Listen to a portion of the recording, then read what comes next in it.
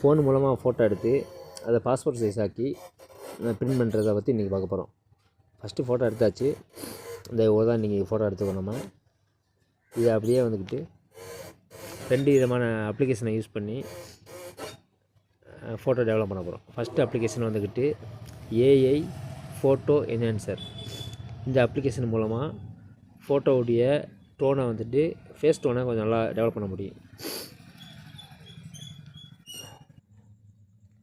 அப்ளிகேஷனை ஓப்பன் பண்ணிக்கிடுவோம். அந்த இருக்குது பிளாக் கலரில் ஏஐ அப்படின்னு எழுதியிருக்கா, பிளாக் கலர் பேக்ரவுண்டில் ப்ளூ கலரில் எழுதியிருக்கா ஏஐ ஃபோட்டோ என்ஹான்சர். அதை கிளிக் பண்ணிக்கிறோம்.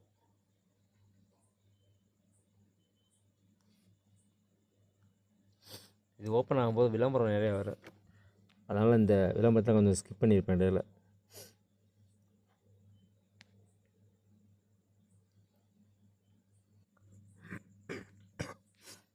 இதில் என்ஹான்ஸ் ஃபோட்டோ அப்படின்னு சொல்லி ஒரு ஃபஸ்ட் ஆப்ஷன் இருக்கா, அதை கிளிக் பண்ணிக்கணும்.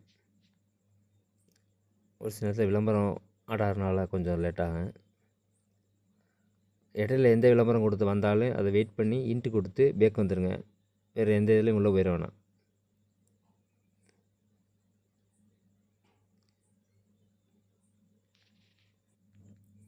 ஓகே, என்ஹான்ஸ் ஃபோட்டோ அப்படின்னு கொடுத்தோடனே உள்ளே நம்ம கேலரி ஓப்பன் ஆகுது. அதில் நமக்கு தேவையான ஃபோட்டோவை செலக்ட் பண்ணுறோம். செலக்ட் பண்ணிவிட்டு 2வது ஆப்ஷனாக இருக்குல்ல எல்லோ கலரில் enhance HD watch and ad, அதாவது விளம்பரத்தை பார்த்தா அதை வந்து ரெடி பண்ணி தரேன் அப்படின்ற மாதிரி சொல்லுது. அதனால் நம்ம அதை கிளிக் பண்ணிடுறோம். என்ஹான்ஸ் ஹச்டி அப்படிங்கிற 2வது ஆப்ஷனை கிளிக் பண்ணுறோம். நோட்டிஃபை மீ வென் ரெடி, அதாவது ரெடி ஆனதுக்கப்புறம் எனக்கு நோட்டிஃபை பண்ண அப்படின்ற மாதிரி கேட்குது. அதை நம்ம கிளிக் பண்ணிடுவோம். Notify me when ready. Okay, click பண்ணும்போது வந்துருச்சு வாட்ச் ஃபோட்டோ. ஃபோட்டோ பார்த்தவங்களுக்கு நல்லா டீசெண்டாகவே ஃபேஸை வந்துட்டு சரி பண்ணியிருக்கு. இப்போ சேவ் கொடுத்துருவோம். இது ரெடி பண்ணுறதுக்குள்ளே ஏகப்பட்ட விளம்பரம் வரும். ஸோ அதை நீ வாட்ச் பண்ணி தான் ஆகணும், வேறு வழி இல்லை.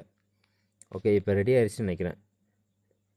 இப்போ நம்ம மினிமைஸ் பண்ணிவிட்டு கேலரியில் உள்ள பார்ப்போம். அப்படி இல்லைன்னா டேரெக்டாக ஐடி ஃபோட்டோ அப்படின்னு ஒரு ஆப்ஷன் இருக்கா, ஆமாம் அதே தான். அதை கிளிக் பண்ணிவிட்டு அது உள்ளாக்க நம்ம என்ஹான்ஸ் பண்ணி வச்சுருக்க ஃபோட்டோ ஃபஸ்ட்டாக வரும். அதை கிளிக் பண்ணணும். ஓப்பன் ஆகிக்கிட்டேன். விளம்பரம் ஓகே, விளம்பரம் முடிஞ்சிச்சு.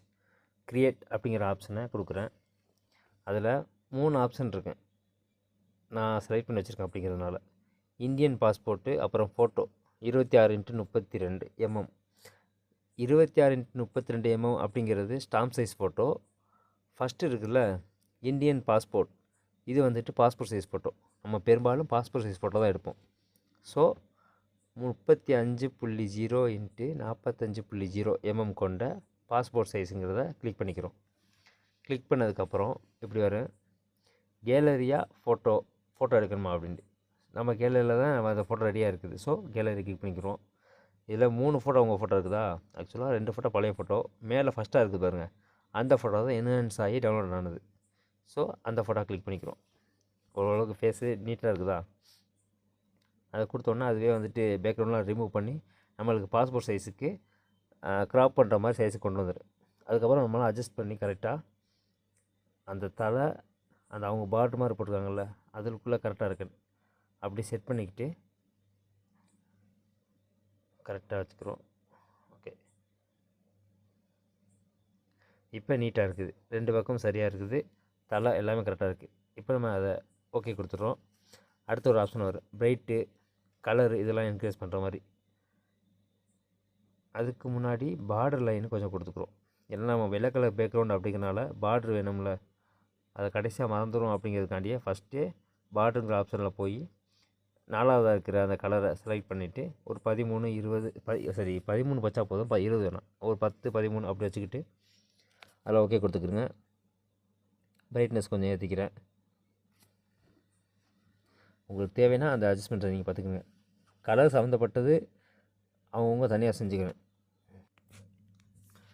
ஓகே கொடுத்தாச்சு, ரெடி ஆயிடுச்சு. இதில் கொஞ்சம் மெயினான ஆப்ஷனை பார்க்கணும். இதில் பிரிண்டிங்கிற ஆப்ஷன் போகணும். போய் டிவைடிங் லைன் இருக்குல்ல அதை எடுத்துருந்தேன்.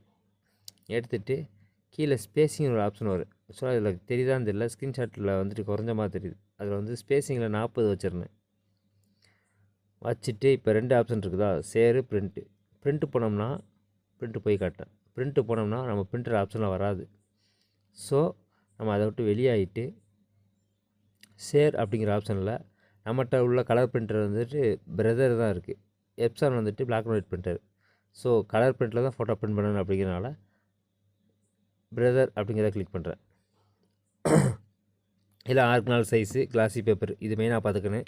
காப்பீஸ் எத்தனை இருக்குது அப்படிங்கிறத மெயினாக பார்த்துக்கணும். ஏன்னா நம்ம இதுக்கு முன்னாடி 2 காப்பி 3 காப்பியும் கொடுத்துருந்தோம்னா அதை கவனிக்காமல் பிரிண்ட் கொடுத்துட்டோம்னா 2-3 காப்பி பிரிண்ட் ஓடி வந்துடும். ஸோ காப்பி மெயினாக பார்த்துக்குங்க. Media type, paper size. Okay, அவ்வளோதான். இப்போ பிரிண்ட் கொடுத்துட்டோம்னா பிரிண்ட் ஆயிரும். ஓகே, அவ்வளோதான். மீடியா பேப்பர் பின்னாடி வந்துட்டு ஆர்கனால் சைஸ் வைக்கணும். அதையுமே பிரிண்டரில் செட் பண்ணிடணும்.